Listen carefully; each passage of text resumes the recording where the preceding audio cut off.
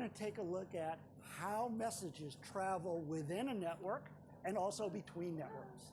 So in this first part, we have host H1 at 192.168.1.10 going to send a packet to the IPv4 address of H2, 192.168.1.20. H1, the source of the packet, builds the IPv4 packet with its own address as the source, 192.168.1.10, and the destination IPv4 address of 192.168.1.20.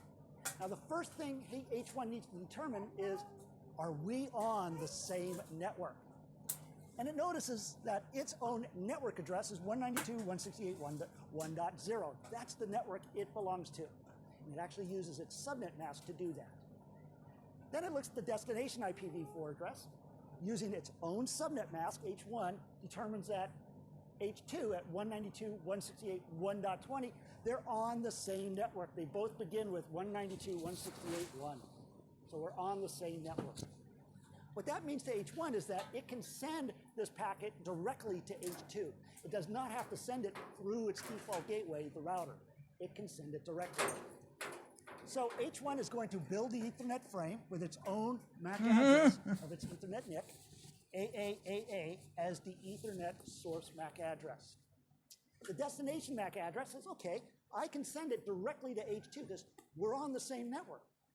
So it says, I just need to know the MAC address associated with the destination, 192.168.1.20. In that case, H1 checks its ARP table. And we're going to assume that it has that information in its ARP table.